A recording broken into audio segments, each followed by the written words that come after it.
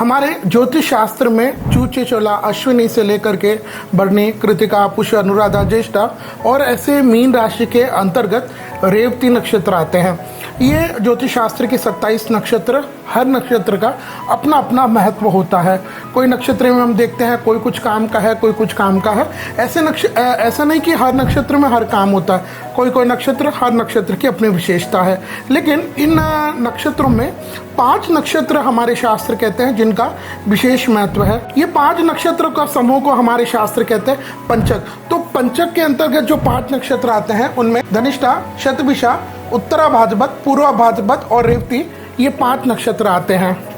हमारे शास्त्रकार आज्ञा करते हैं कि ये 5 नक्षत्र जब आ जाएं तो कुछ विशेष कार्य है जिनको हमको बिल्कुल भी नहीं करना चाहिए। तो ये 5 नक्षत्रों का समूह जिसको हम लोग पंचक कहते हैं। तो पंचक में वो कौन से 5 कार्य है जो हमको विशेष रूप से नहीं करनी चाहिए। तो पंचक के अंतर्गत चारपाई बनवाना, घास लकड़ी आदि जलने वाली वस्तु इकट्ठी करना, दक्षिण दिशा में यात्रा करना, घर की छत डालना, और पंचक में अगर किसी व्यक्ति का मृत्यु हो जाए तो उसको उसके शरीर के साथ, शव के साथ 5 पुतले आटे या कुछ के बना करके अर्थी पर रख देना चाहिए और इन 5 का भी शव की तरह उसके साथ ही अंतिम संस्कार कर देना चाहिए। तो ये शास्त्र हमारे कहते हैं। जैसे मैंने अभी पूर्व के जो 5 कार्य बताए उनमें 5वां तो हमारे हाथ में है नहीं, वो तो हम जब जाएंगे जो पीछे वाले करेंगे। लेकिन परिवार में पंचक में किसी की मृत्यु हो जाए तो उसको ये 5वां कार्य और वो करना चाहिए, और शुरू के जो 4 कार्य उनको बिल्कुल भी नहीं करना चाहिए।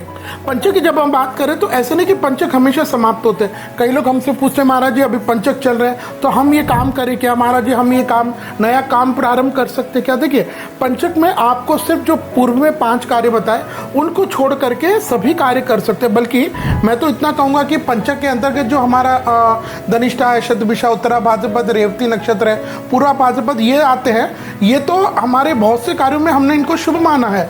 और बल्कि पंचक में आने वाले अगर आप देखें तो उत्तरा भाद्रपद का नक्षत्र ये वार के साथ मिलकर के तो सर्वार्थ सिद्धि योग बनाता है। वही अगर हम बात करें तो व्यापार, मुंडन, नया कार्य करना है तो इनमें हमने तो धनिष्ठा, शतभिषा, पूर्वा भाद्रपद, इनको तो हमने शुभ माना है। तो ऐसे नहीं कि पंचक हमेशा खराब होते हैं। हाँ, वार के साथ जो पंचक का योग बनता है उसको समझना जरूरी है।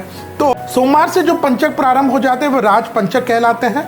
मंगलवार एवं गुरुवार से प्रारंभ होने वाले पंचक अग्नि पंचक कहलाते हैं। शुक्रवार से प्रारंभ होने वाले पंचक चोर पंचक कहलाते हैं। शनिवार से प्रारंभ होने वाले पंचक मृत्यु पंचक कहलाते हैं। और रविवार से प्रारंभ होने वाले पंचक रोग पंचक कहलाते हैं। तो ये कौन से वार के साथ जो पंचक प्रारंभ होता है उसके अनुसार है।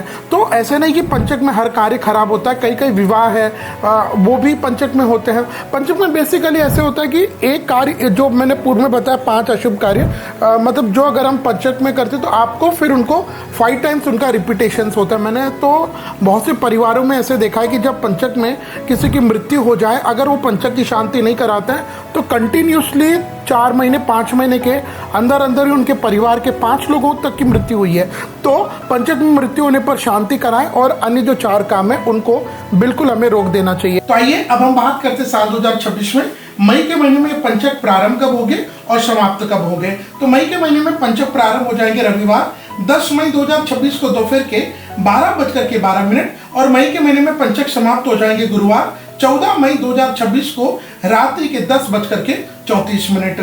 जैसे मैंने पूर्व में बताया कि जो 5 कार्य है उनको आप बिल्कुल त्याग देना चाहिए। बाकी अन्य कार्यों में पंचक विशेष शुभ माना गया है। अगर आप हमारे चैनल पर पहली बार आए तो आपकी सूचना के लिए कि हम इस चैनल पर केवल हमारे वेद, शास्त्र, पुराण, उपनिषदों के द्वारा जो शास्त्र आज्ञा है वही मूर्त और उन्हीं बातों को हम प्रस्तुत करते हैं। हम मनमानी अपनी तरफ से अपने हिसाब से बटरिंग वाली बातें नहीं करते हैं। तो अगर आप भी अपने हमारे सनातन धर्म के वेद, शास्त्र, पुराणों में रुचि रखते हैं, जानकारी उनकी सही शास्त्र सम्मत प्राप्त करना चाहते हैं तो हमारे चैनल को लाइक और सब्सक्राइब करें, बेल आइकन दबाएं, जिससे सभी तीज त्योहार है, ग्रहण है, जितने त्योहार है उनके पूजा का समय क्या हो, इसकी सबकी शास्त्र सम्मत शुद्ध जानकारी सबसे पहले आप तक पहुंचे।